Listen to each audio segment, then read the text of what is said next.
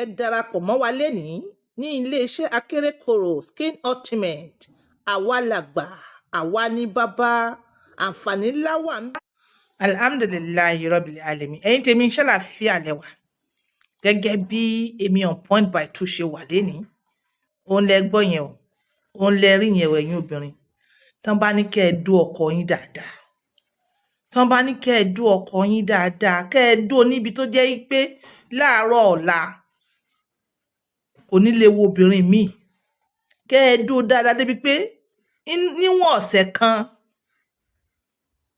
wọ́n mọ̀ fi lọ́ báyìí ó ní rárá mi ò ṣe ìyàwó mi ti tó ìyàwó mi ti tó mi ìyàwó mi superb ni rárá ẹ ní dó ọkọ yín níbi tó ti gbé dà ẹ mọ̀ gbèdì sá ni ẹ mọ̀ fi aṣọ lédìí ni ẹ mọ̀ ṣòórùn ká ni tá a bá wá rí èèyàn kan assist yín ta gbàtẹ́ ẹ̀dùn ọkọ yín dáadáa ọkọ sì ní kò ní fẹ́ kí prostate problem kó pa òun ó ní láti exercise kínní ó wá lọ bá yín wá assistant níta kí lẹ mọ̀ sí ẹ wà mọ̀ bínú ká ẹ̀yìn tèmi kó tó di pa mo lọ further nítorí nǹkan tí mo fẹ́ sọ lénìí ṣó yé yín ẹ má ti dùnú ẹ má sọ pé àwọn point lénìí o àwọn obìnrin ló fẹ́ ta sí ẹ má tiẹ̀ tí ì dùnú at all because ẹ mọ ibi tí mò ń lọ at all ẹ má gbàgbé akérèkọ́rò skin ultimate ẹ má gbàgbé akérèkọ́rò skin ultimate ẹ ò ní èyí tí mo họ́dà lélẹ́yìí èmi náà mo ti bùn àwọn èèyàn ó ti fẹ́ẹ̀ tánú ẹ̀ ṣó yé yín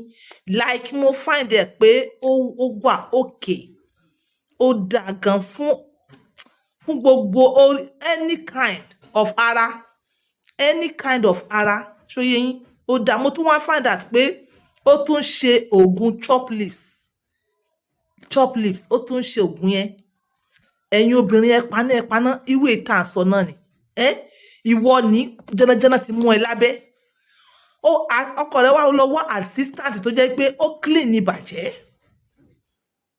wọ́n tó bá mọ̀ pé ẹ paná ni tí gbogbo tàn rẹ ti tán pẹ̀lú kúrọ́kúrọ́ òní akérèkọ́rò skin ultimate wọ́n sì ń wá distributor ní Ghana àti Nàìjíríà all over ẹ darapọ̀ mọ́ wọn gbogbo ẹ̀yin tẹ́ ti darapọ̀ mọ́ wọn pẹ̀lú ògo Ọlọ́run ẹ ní short kò tiẹ̀ sọ̀rọ̀ short náírà ní business wọn like owó dé kékeré wọ́n fi ń ta carton owó ńlá lẹ́yìn máa ta fáwọn èèyàn tẹ́ máa rérè like more income ni máa kọ nọ́mbà wọn kò sí problem ara tí kò ṣe rashes ni o nappy rash ni o ringworm that is làpálàpá ifo jomijomi pimples àti èyí tó máa ń mú wọn lórí tó jẹ́ kí ni wọ́n gùn yẹn dandruff yes dandruff kò sí nǹkan tí kò ṣe gbogbo jẹnajẹna àwọn kan wà tó yẹ pé níbi ìdí wọn lẹ́yìn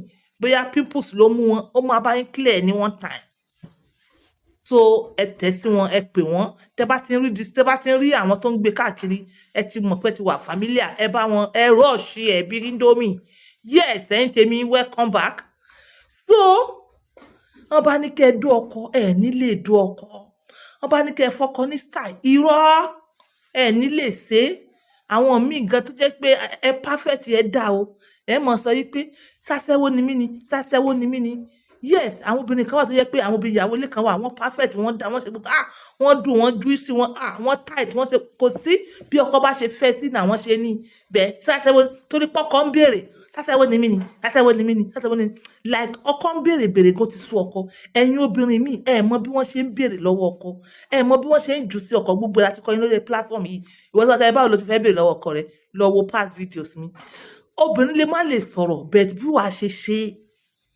bí wàá ṣe ṣe bọ́kọ ẹni tó bá dé àárín kan gbé tán ni fún ara rẹ gbé tán as in gbé tán you understand gbé tán ṣe bọ́kọ ẹni gbé tán ó bá wù ẹ jòkólé tó bá ti sọ pé òun tún lọ jòkólé kó mọ sí fúnra rẹ àwọn ọ̀pọ̀lọpọ̀ ọkùnrin wọn á pè wá ìyàwó mi ò kí ń béèrè ẹ̀mí nìkan mo máa ń béèrè ó ti sú mi ó máa ń sú ọkọ ó máa ń sú ọkùnrin kọkùnrin mọ̀ béèrè pé mo fẹ́ dóbò ó máa ń sú ọkọ ẹ̀yin náà jíńjà ẹ̀yin ìyàwó ilé ẹ jíńjà ìdí tó fà á imagine kí obìnrin lọ gbé bọ́kọ rẹ ní ọ́fíìsì ìwọ tún mọ̀ pé obìnrin yẹn ló lọ ń gbé kámọ́ ni ẹ̀yin ó wà nílé ẹ̀yin Ọlọ́run jogún gbogbo ilé yẹn fún yín gbogbo inú ilé yẹn Ọlọ́run jogún fún yín, ọkọ yín máa lọ látàárọ̀ ó dẹ̀ máa padà wá bá yín, ẹ mọ bí wọ́n ṣe ń jù sọ́kọ, ẹ mọ bí wọ́n ṣe ń ṣètọ́jú ọkọ, like social media ti jẹ́ kẹ́ ẹ táyà.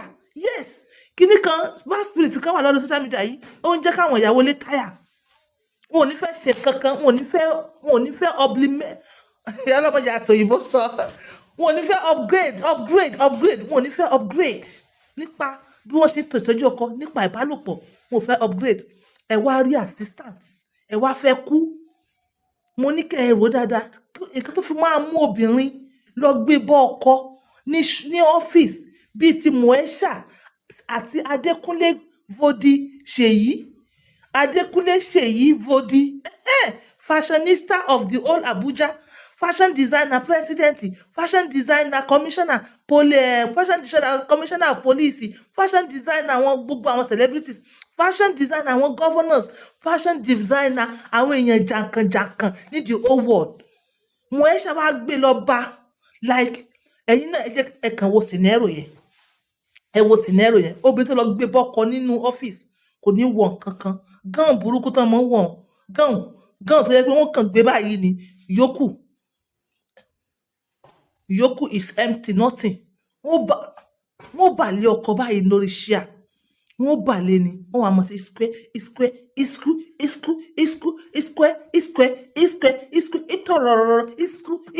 ìtọ̀rọ̀rọ̀, ìwọ ìyàwó lé, kò sí nǹkan tó yẹ kó kàn ẹ́ pẹ̀lú pé he's tired.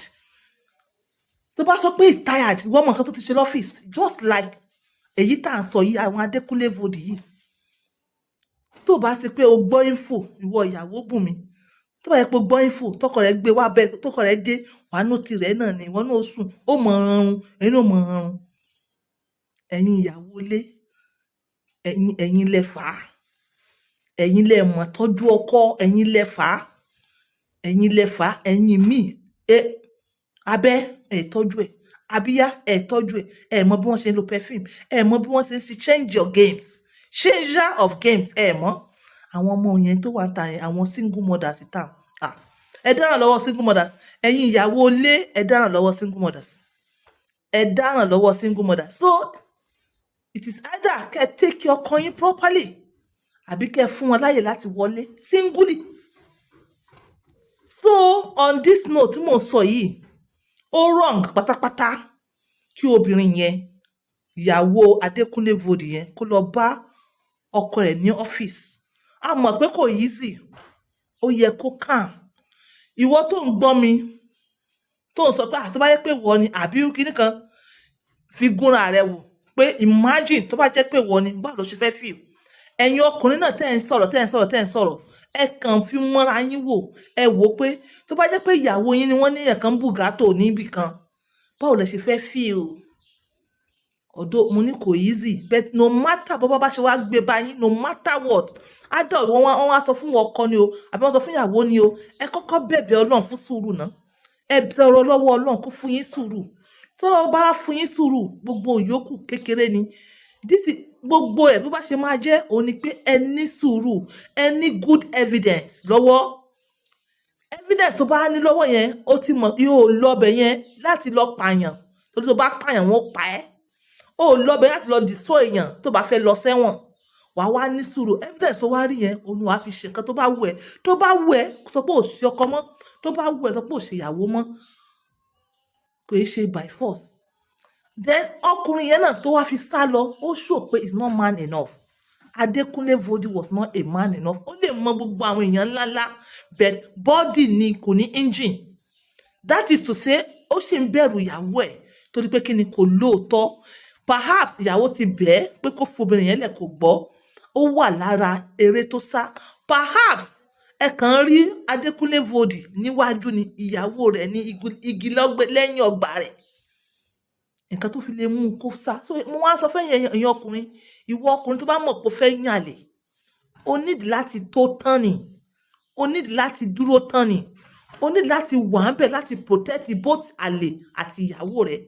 O lè wá dóbò dé agbádé méjì kó wá sá lọ. Ìyẹn is not a man. That is not a man. Ìyẹn ìṣọkùnrin nìyẹn. That isn't a man. A man, Adékúnlé Vodi, ó yẹ kó dúró, kó save situation. because ó ń bọ̀ ó fi ìyàwó rẹ̀ kalẹ̀ kó ṣe obìnrin yẹn léṣe. That means to say o tiẹ̀ nífẹ̀ẹ́ àlè gan, o sì nífẹ̀ẹ́ ìyàwó rẹ̀. Níbo lo wá dúró sí? Níbo ni condition tiẹ̀? Ẹ ti bẹ̀rẹ̀ àtibọ̀tán pé tẹ́ bá kú, irú àdúrà wo fẹ́ mọ gbà fún yín? Àbépè ni wọ́n mọ fún yín. Ìyàwó ò nífẹ̀ẹ́ ìyàwó ló jẹ́ kó mọ yan àlè. Àlè náà ò sì nífẹ̀ẹ́ rẹ̀ ló fi sá lọ. O filẹ̀ pé kí ìyàwó rẹ̀ kó ṣe kíni? Obìnrin yẹn tó bá gbọ́n, àwa kọ́ la kọ́, mo rí téèyàn kan sọ níjọ́ wo, mo ní tó ń sọ níbì kan pé tó bá jẹ́ pé obìnrin àlè yẹn gbọ́n ni, ó yẹ kó sue ọkọ fún fi mí kalẹ̀ fún ẹkùn láti pajẹ. Ó fi mí kalẹ̀ fún ẹkùn láti pajẹ. Wọ́n ló yẹ kí ìyàwó obìnrin yẹn sue ẹ̀ bẹ́ẹ̀. Ló yẹ kí wọ́n wá sue ìyàwó rẹ̀ náà fún pé ó gbóhòhò obìnrin síta. A ti ń sọ fún yín, when this thing comes now, wàá san damages ìwọ ìyàwó rí rẹ ó pé ẹ̀yin obìnrin ẹ yára yín létí, torí ó wọ́pọ̀ náà àwọn ọkùnrin tó ń cheat, k'Ọlọ́run gbà wá lọ́wọ́ wọn ni. Tẹ́ wọ́n wá sọ fún yín, ẹ maintain home yín o. Ẹ má lọ disgrace ara yín ní títì. Ẹ maintain home yín, ẹ hold evidence yín, ẹ bẹ̀rẹ̀ fún Ọlọ́run fún sùúrù, kẹ́ mọ́ ṣìwàhù. Lẹ́yìn ọkùnrin tí wọ́n bá gbá mú, tí ìyàwó rẹ̀ bú gbá mú, ọkùnrin mọ́ ń di dìdìrìn ní immediately. Gbogbo nǹkan tó bá fẹ́ báyìí ló máa fún ẹ. Wọ́n máa bẹ̀ ẹ́ ní, wọ́n máa ṣe bẹ́ẹ̀, wọ́n máa ṣe bẹ́ẹ̀. At least enjoy that moment now. Kó dẹ̀ fún ní yàrá ìyàwó ni. Mo rò pé irú ẹ̀ ni wọ́n ṣe fún màá yìí tó bitch ẹ̀. So ọ̀rọ̀ ọlọ́rọ̀ ni, àmọ́ a kọ́gbọ́n lára rẹ̀. Ẹ̀yin ọkùnrin ẹ tó tán, always be there, always stand fún àwọn obìnrin tẹ́ ń dó. Ẹ dúró tán fún àwọn obìnrin tẹ́ ń dó. Ẹ dúró tán fún àwọn obìnrin tẹ́ ń dó. Like this vodi kò í ṣe good example fún ọkùnrin. This is on point by two, using my words for others. Bye for now.